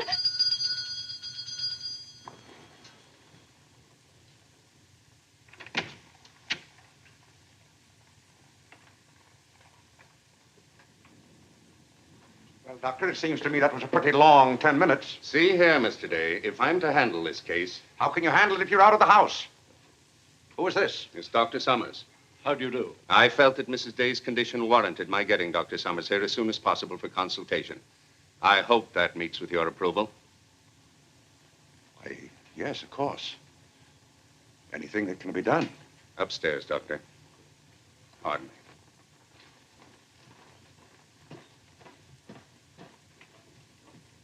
Mrs. Day is in good hands now, Mr. Day. There's nothing you and I can do at the moment to help. Dr. Lloyd. Yes? There's something that's troubling Mrs. Day's mind. Oh? I think you know what I refer to. Yes. You mean the fact that you've never been baptized? Yes, I gathered that you knew about it from your sermon last Sunday. But let's not get angry. I think something had better be done about it. Yes, Mr. Day? When the doctors get through up there, I want you to talk to Mrs. Day. I want you to tell her something. Why, I'd be glad to. You're just the man to do it. She shouldn't be upset about this. I want you to tell her that my being baptized would just be a lot of confounded nonsense. But, Mr. Day... No, she'd take your word on a thing like that.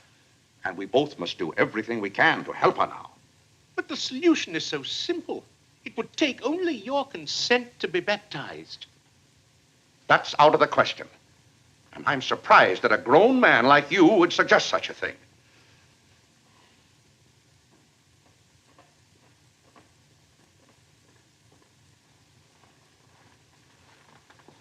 Well, Doctor, how is she? What have you decided? Is there a room we could use for our consultation? Well, yes, my library. Doctor. Dr. Summers, this isn't serious, is it? After we've had our consultation, we'll talk to you, Mr. Day.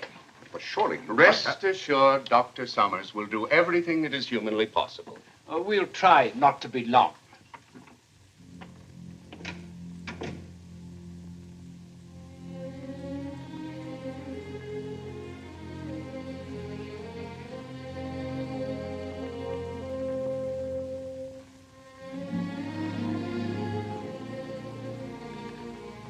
Tell me, this Dr. Summers, he's very highly thought of, isn't he? Oh, yes. Well, if Vinny is seriously... If anyone could help her, he could. Don't you think? Very fine physician. But there is a greater help, ever present in the hour of need. Let us turn to him in prayer. Let us kneel and pray.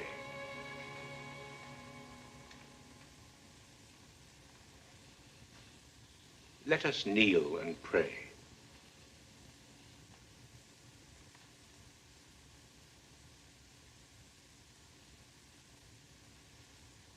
O Lord, look down from heaven.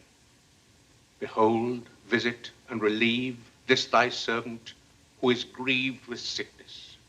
Have mercy on her, O Lord. Have mercy on this miserable sinner. Forgive her, and extend thy accustomed She's goodness. not a miserable sinner, and you know it. Oh, God! You know Vinny is not a miserable sinner. She's a fine woman. She shouldn't be made to suffer. It's got to stop, I tell you. It's got to stop. Have mercy, I say. Have mercy, I tell you. What's the matter, Claire? What's wrong? Vinny. Vinny, what are you doing down here? You shouldn't be out of bed. You get right back upstairs. I heard you call. Do you need me? Vinny, I know now how much I need you. Get well, Vinny. I'll be baptized. I promise. I'll be baptized. You will? I'll do anything. Oh, Claire. We'll go to Europe, just we two. You won't have to worry about the children or the household accounts. Or... Vinny. Don't worry, Mr. Day. She'll be all right now. Bless you for what you have done. What did I do? You promised to be baptized. I did? Oh, Gad!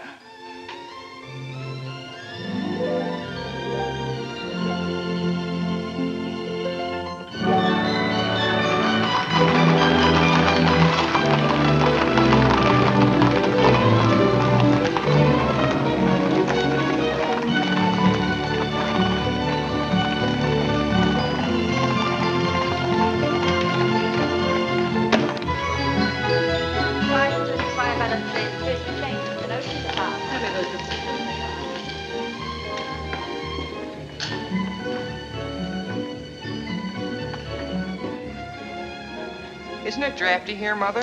Shall I get your coat, Mother? The No, doctor said thank you you. mustn't take cold. I'm quite comfortable, thank you. Come on now, let's stay together. Holland, don't you get lost again. Aren't the hats lovely this year? Ostrich feathers. You wouldn't wear that hat, would you, Mother? I think that's very pretty. I think they're all pretty. Oh, I do need some pink silk thread. Oh, isn't this applique beautiful? Just arrived from Paris, madam. It's charming. What are you looking for, Mother? Oh, I'm just shopping. I think I'll just take a plain one. But this is the very latest. We've only had them in a few days. Remember, Mother, this is your first day out. You mustn't get too tired. No, I'm saving myself, dear. I have to. Cousin Cora's coming tomorrow. She is? Does Father know about it? Not yet. Is Mary coming too? Yes, dear. Harlan, don't touch things. I'll bet you knew it. No, Look, I'm Mother, excited. just like Father. Not tomorrow. Yes, it is, isn't it? Aren't the sleeves a little long? Exactly Fits well like across the yours. shoulders. Come on now, Harlan. Now take about my the hand. sleeve. You'll get lost again. Do we have any more of this material? Yes, we do. Store doesn't Thank you. like you to touch things. This one is genuine imitation Dresden. The original design by Duryea. John, isn't this the darlingest thing? It's exactly what I've always wanted. How much is this lovely pug dog? $15, ma'am. $15? Gee whiz, Mother. We can buy a real-life bloodhound for $5. Oh, isn't he perfectly adorable? Oh, I shouldn't. I know I shouldn't. Mrs. Day. Oh, Mrs. Whitehead. How nice to see you. Are you quite recovered? Almost. This is my first day out. We've missed you at the church. You remember Mr. Morley? How do you do, Mrs. How do you do? Mr. Morley preached the Sunday Dr. Lloyd was ill. Oh, yes. I can't tell you how much I enjoyed your sermon. Even my husband enjoyed your sermon. We've just come from the board meeting of the Foreign Missions. I'm taking Mr. Morley home to lunch. I had to drop in here to pick up a purchase. I won't be a minute. Is your parish in the city? Yes, it's on the outskirts. My church is in Audubon Park. Oh, way up there. Oh, are you acquainted in Audubon Park? No, I don't believe we know a soul there. Mr. Morley, would this be possible? My husband, Mr. Day. If we lower the collar, it'll be a very fine fit. You won't find a better suit of clothes in the city for $15. Oh, it's not the price. It's the money. Thank you for holding it for me. Welcome. Goodbye, Mrs. Day. I hope we meet again soon. Goodbye. It was very pleasant meeting you again. I think it was divine providence. I shall be delighted to be of service. Goodbye, Mr. Morley. Goodbye. May I work it? Oh, no, it's against the rules.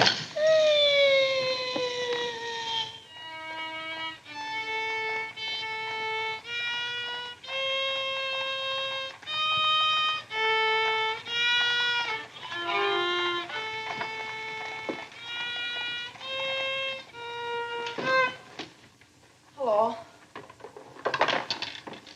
What did you bring home more medicine for? Dr. Bartlett paid us off, didn't he? Oh, yes. Oh, Jiminy, you scared me. I've got to take $15 right down to McCreary's. I bought a suit there this morning, and I said I'd have the money this afternoon. Gee, that's too bad. What's too bad? Well, you see, Clarence... What?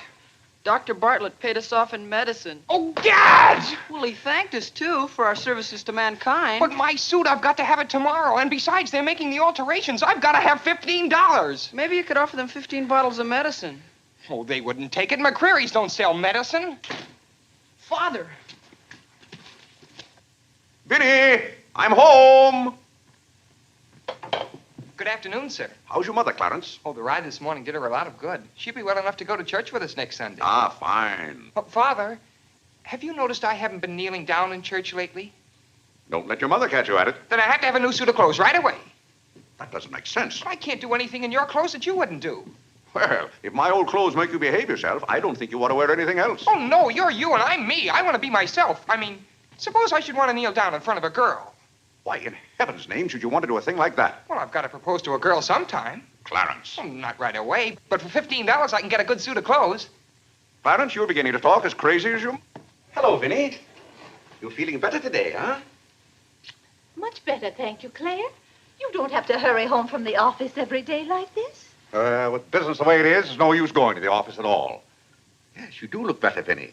What did you do today? Well, I got a carriage and took the boys for a ride, and we stopped in at McCreary's. And, oh, Claire, I've the most wonderful news for you. Who do you think I met?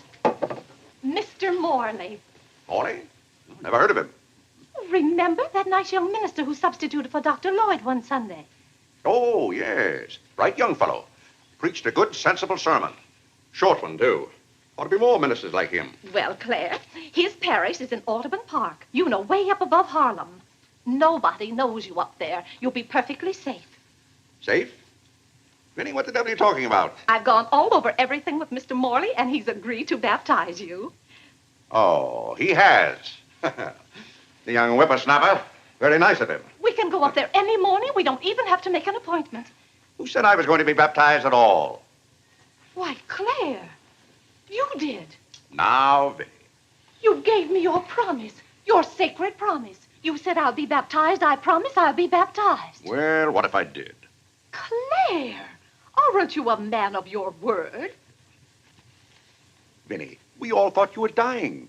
So naturally I said that to cheer you up. As a matter of fact, the doctor told me that's what cured you.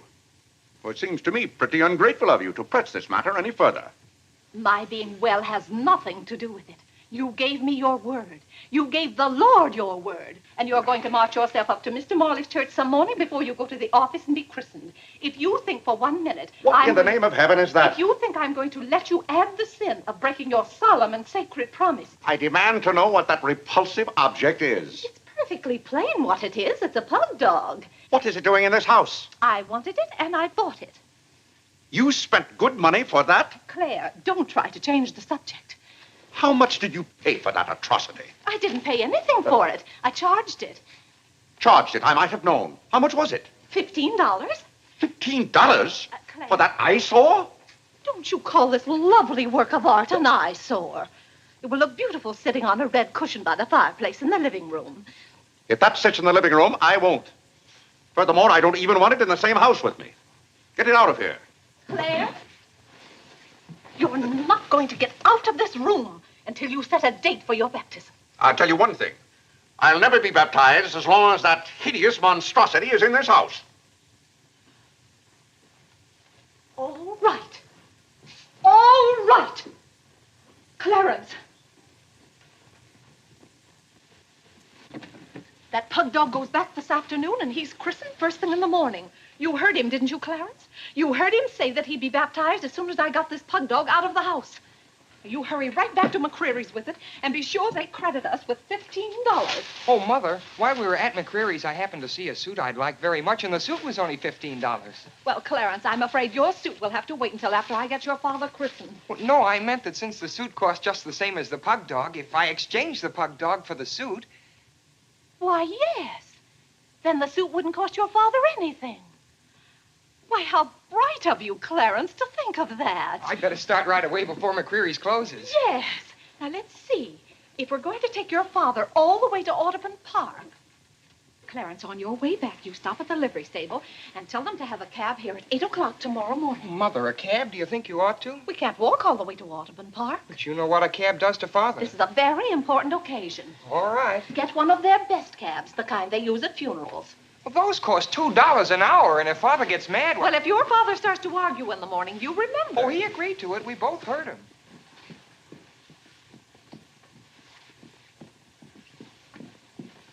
I hope you notice Clarence is returning the pug dog. Well, that's a sign you're getting your faculties back. Don't dawdle, Clarence.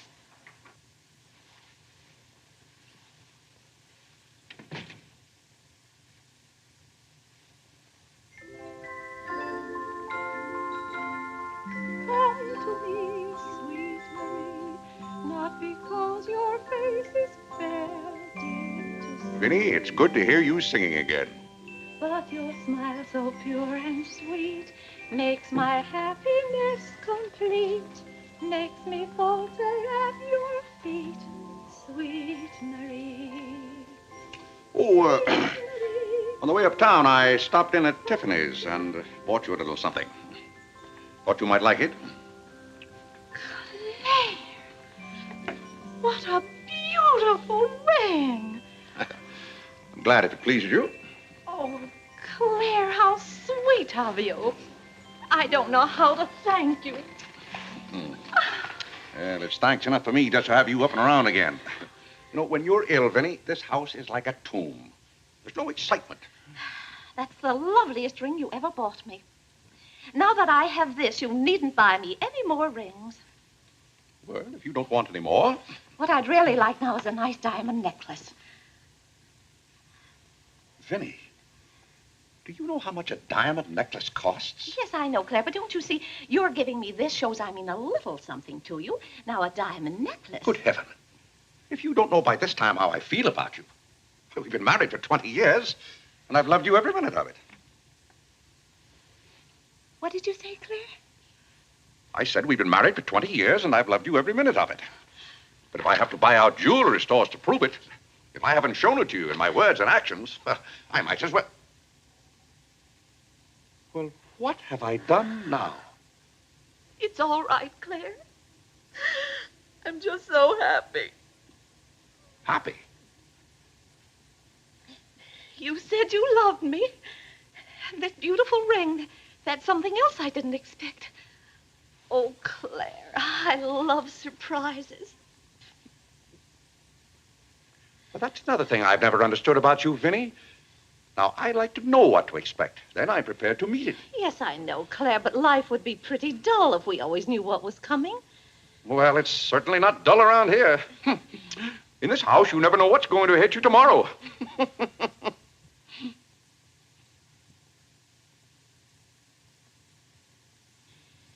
Every daisy in the dell knows my secret, knows it well, and yet I dare not tell thee, sweet Marie, sweet Marie, Sweet Marie, come to me, not because your face is fair, love to see. love to see. Every daisy in the dell knows my secret, knows it well, and yet I dare not tell thee, sweet Marie.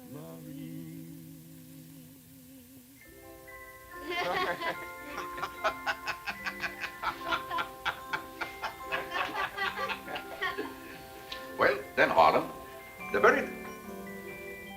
Who are you? What's your name? Margaret, sir. Can't be Margaret. We've got one Margaret in the house. At home, they call me Maggie, sir. All right, Maggie. If her name's Margaret, that's a good sign. Maybe she'll stay a while. Do you know, boys, your mother used to be just the same about cooks as she is about maids. Never could keep them, for some reason. Well, one day about 14 years ago. Yes, it was right after you were born, John. My, you were a homely baby. Thank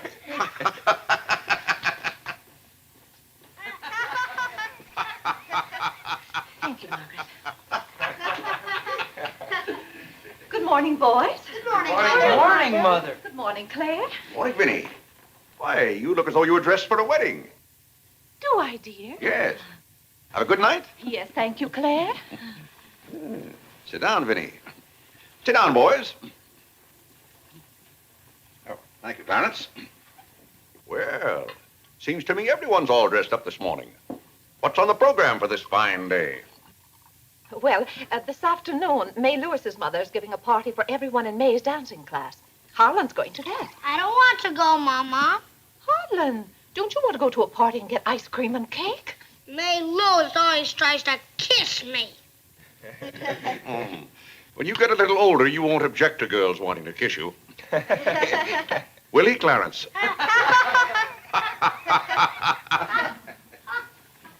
This is for you, Mr. Day. Where shall I put it? Oh, that's for me, I think. Take it upstairs, Maggie. Wait a minute, Maggie. Bring it here. Let's see it.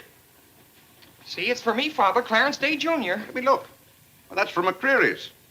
And it's marked charge. What is it? Claire, it's all right. It's nothing for you to worry about. Well, at least I think I should know what's being charged to me. What is it? Claire, stop your fussing. It's a new suit of clothes for Clarence, and it isn't costing you a penny. It's marked charge $15. It's costing me $15. And I told Clarence... Claire, can't you take my word? It isn't costing you a penny. I'd like to have you explain why it isn't. Because Clarence took the pug dog back and got the suit instead. Of course. And they'll charge me $15 for the suit. Nonsense, Claire. We gave them the pug dog for the suit, don't you see? Then they'll charge me $15 for the pug dog. But, Claire, they can't. We haven't got the pug dog. We sent that back. Well... But... Well, now, wait a minute, Vinny. The suit... Well, there's something wrong with your reasoning. Well, Claire, I'm surprised at you when you're supposed to be so good at figures. That's perfectly clear to me. Vinny, they're going to charge me for one thing or the other. Don't you let them.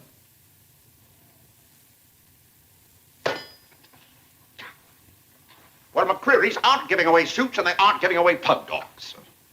Why, it should be clear to a child that if Clarence sent the pug dog back, they... What? I will not have that botanical freak in this room. John, have you been going around this town selling medicine? Yes, Mother. Dog medicine? No, Mother, not dog medicine.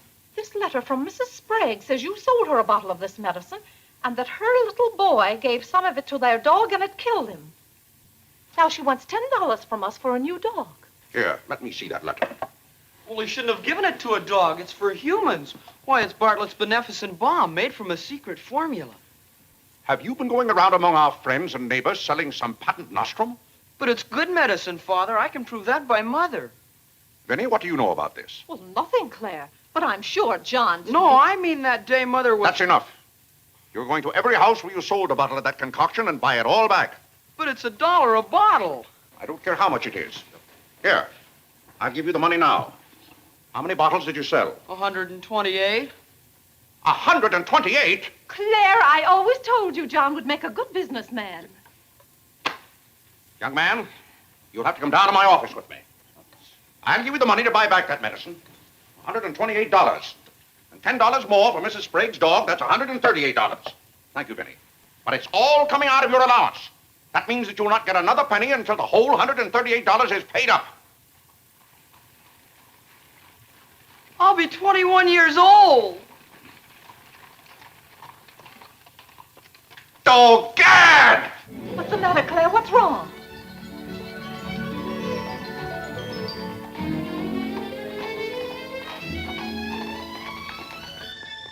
Those gypsies are back. Don't anyone answer the door. They're moving in on us again, bag and baggage. I won't have it, I tell you. I won't have it. Now, Claire. Don't let them in. Claire, hush up. They'll hear you. Tell them to get back in that cab and drive right on to Ohio. As if we could turn our own relatives away. But they're extravagant enough to take cabs when horse cars run right by our door. And now you be quiet and behave yourself. John, come help with the baggage. Why do they always have to pounce on us without any warning? Cora, Mary. Well, it's so good to have you back again. How are you, Vinny? We've been so worried about you. Oh, I'm fine now. really? Did you have fun in Springfield? Was it? John, my, you're still growing. Thank you, Cousin John, Cora. go get the baggage. There's Hello. Whitney. How are you, darling? Fine, thank you. And little Harlan. Hello. Have you been a good boy? No. Claire, the girls are here. Cousin Claire, here we are again. My, it's so nice to be back. How do you do, Mr. Day? How do you do? Come and sit down and have some breakfast with us. Oh, we had breakfast at the depot. Well, we've practically finished ours. I haven't finished my breakfast. Well, then sit down, Claire. Come and have a cup of coffee anyway. Oh, thank Mary, you, sit over Vinny. there. Cora, Maggie, clear those places. My, this seems so natural. Claire, don't let your kippers get cold. Maggie, serve some coffee. Yes, Where's Clarence? Well, he must be upstairs moving his things so you can have his room again. Oh, Vinny, we can't stay overnight. Grandpa Ebbs has been failing very fast, and that's why I have to hurry back. We're leaving on the 5 o'clock train this afternoon. Well, Cora, it certainly is good to see you again.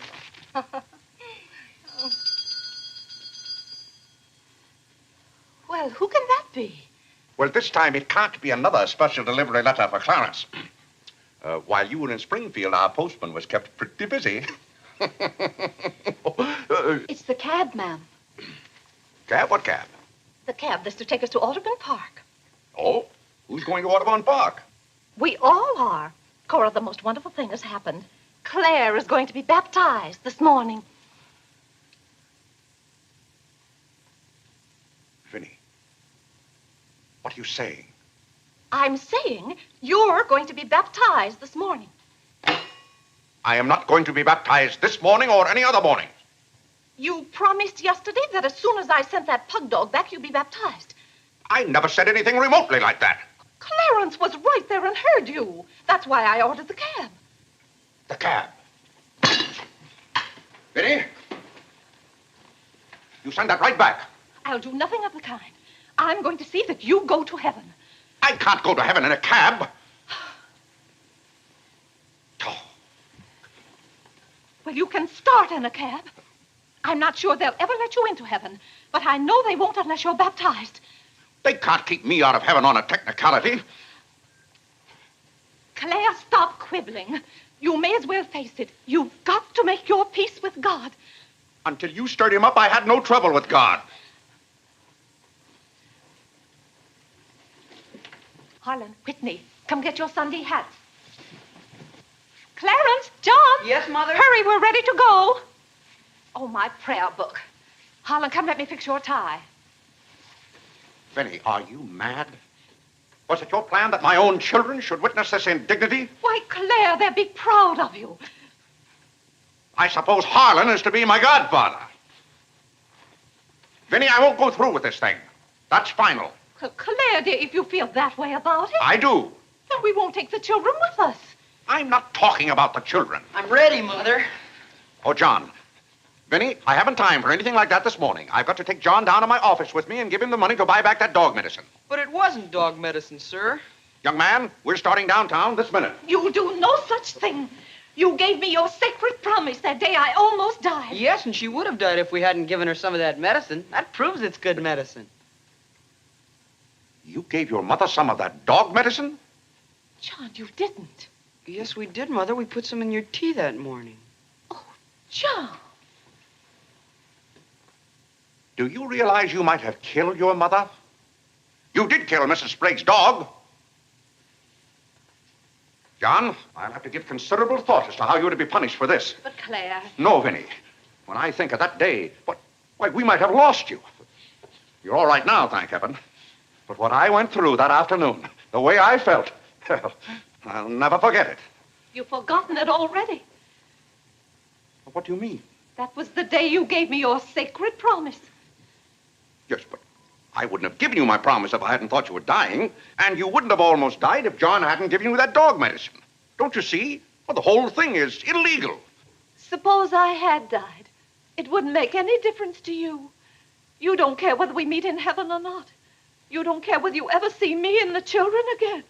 Now, Vinny, you're not being fair to me. It's all right, Claire. If you don't love us enough, there's nothing we can do about it. But that has nothing to do with it. I love my family as much as any man. All my life, I've struggled and worked just to... Gad, there's that cab.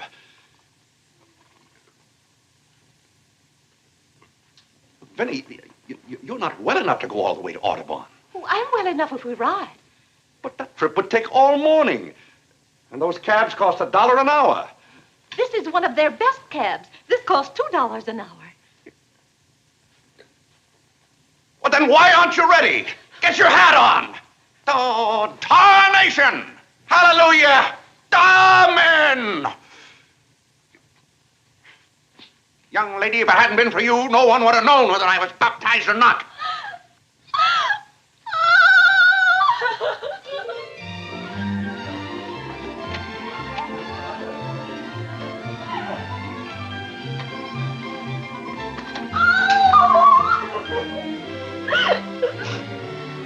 Oh, Gad! Good morning, Mr. Day. Going to the office? No.